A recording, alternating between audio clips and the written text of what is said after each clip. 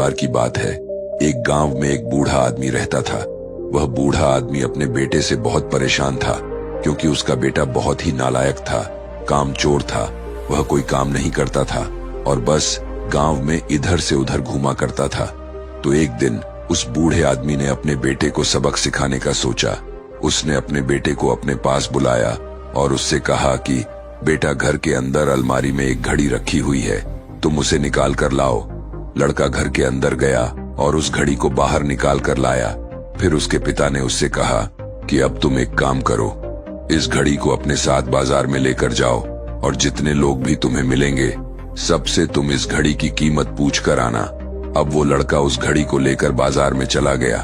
उसने बाजार में सभी लोगों से उस घड़ी की कीमत पूछी। किसी ने उस घड़ी की कीमत 500 बताई, किसी ने 1000 तो किसी ने 800।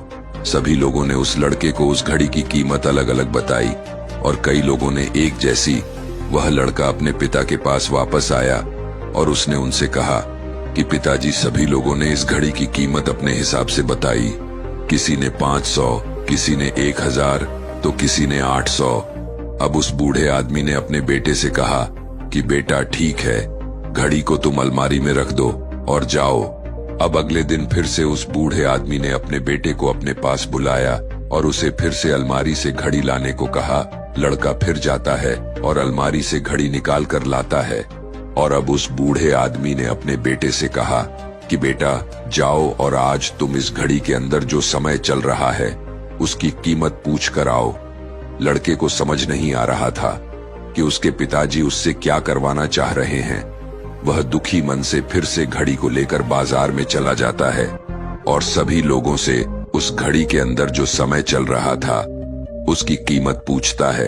लोगों को लगता है कि इस लड़के की मानसिक स्थिति ठीक नहीं है।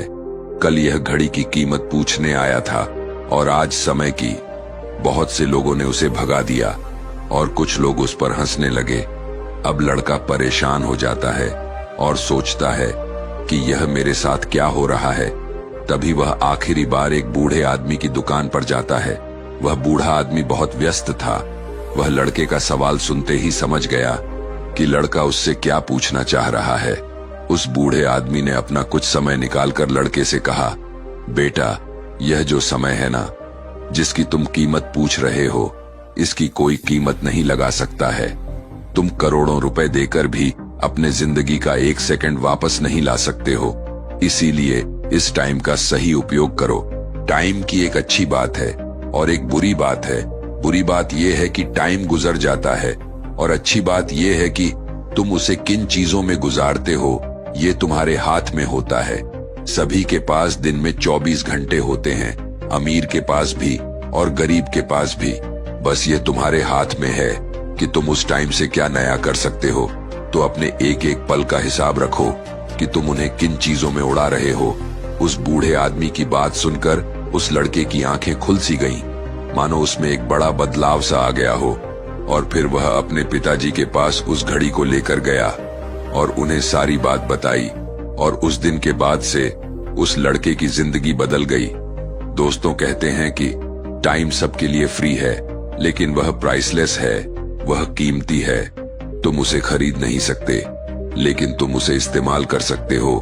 तुम उसे रख नहीं सकते हो, लेकिन तुम उसे स्पेंड कर सकते हो।